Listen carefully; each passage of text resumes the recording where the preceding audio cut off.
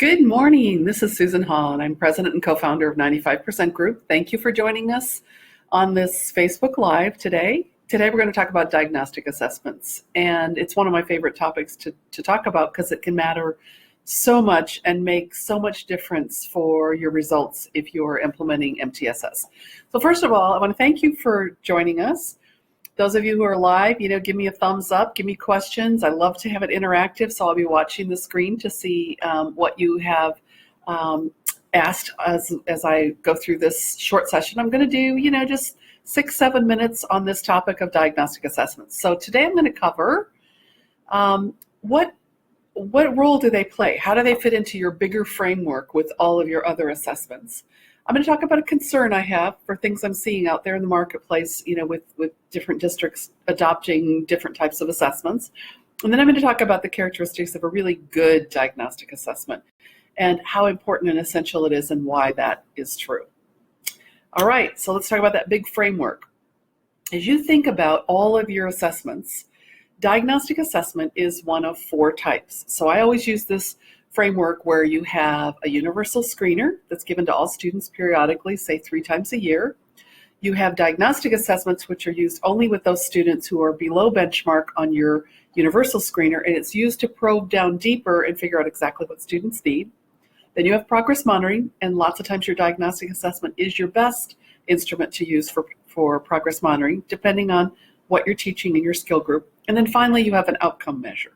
So 4 types of assessments. We're talking about the second one, diagnostic, but I have to position them kind of within the framework.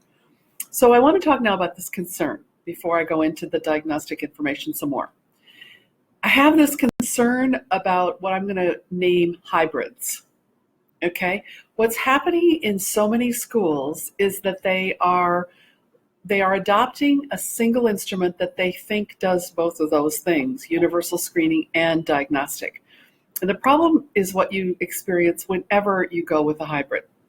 When you go with a hybrid, it might not be perfect for this or perfect for that, but the combination tries to do both.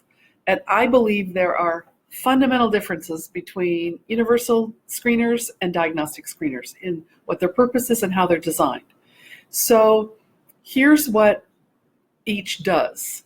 A universal screener is supposed to be given periodically, like I said, often 3 times a year to all of your students. It makes sure that they're all staying at benchmark. It has to be short. It's based on high-level indicators that attempt to measure or are very predictive at measuring high summary skills. So for example, a couple things are measured that are supposed to analyze the whole construct of phonological awareness. It's not going to cover all phonological awareness, but it's going to cover phonological awareness as a whole construct. But it doesn't do all of them. It just samples certain indicators, and it uses those indicators to predict if a student is in fact on track in their reading development. On the other hand, a diagnostic assessment takes one tiny area and it goes really deep with that one area. So universal screeners stay very high level, they sample, they determine all of reading development. Diagnostics take one area and go really, really deep. They're designed completely differently. Their purpose is totally different. Universal screeners are always timed. They have to be given with standardized instructions. Diagnostic assessments are different. The purpose is not necessarily to time it, not necessarily to figure out if the student has fluency, but to figure out how good the student is at really diving down into all those sub-skills. Their purposes are completely different. You use them very differently. But because their design is so different, I don't believe a hybrid model is going to get us the results we need. I think you're better off to stick with having 2 assessments. One's a universal screener and the other is your diagnostic. All right, so let's talk about if you're using a diagnostic assessment. I want to describe some characteristics of what I think are the best designed diagnostic assessments. First of all, they're built around a continuum.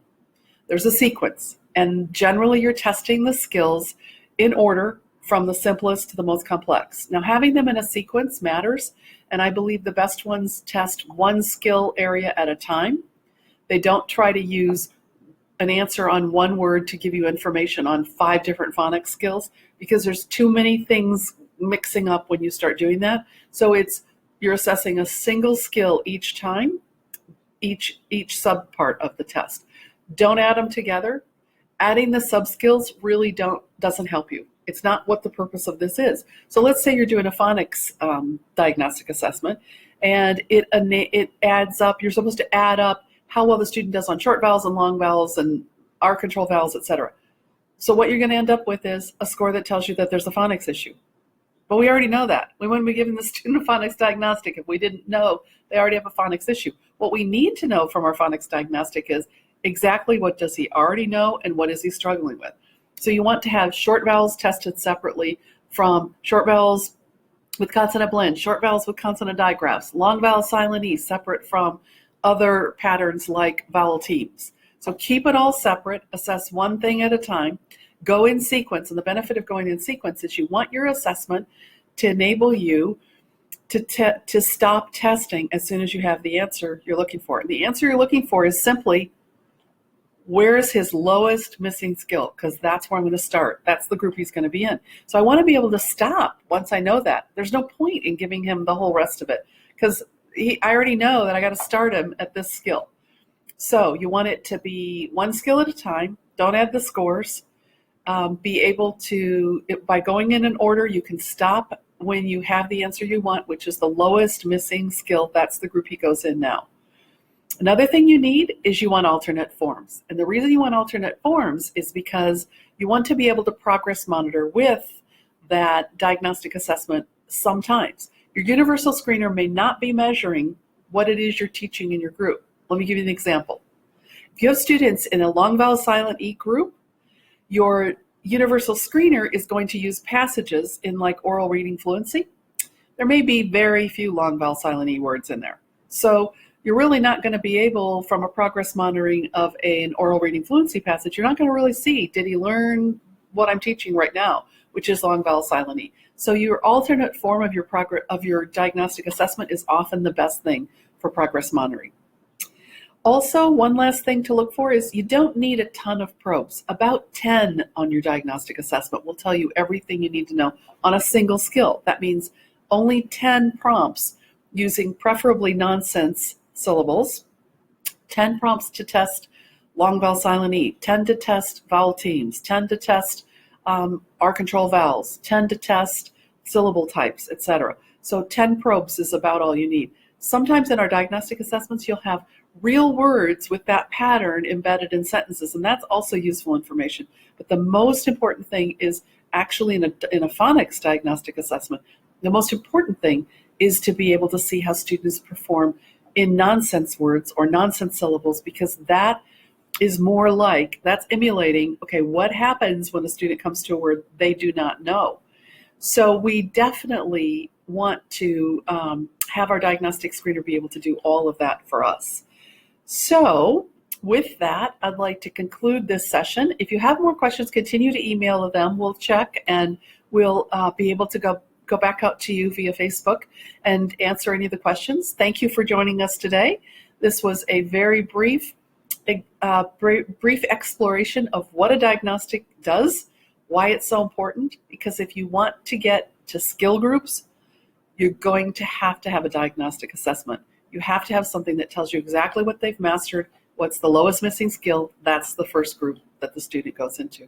So good luck getting set up for school. Many of you have already started.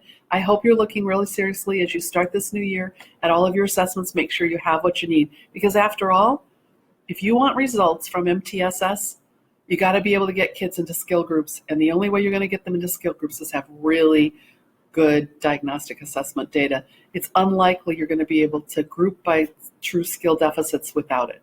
So we look forward to your questions. Keep talking to us.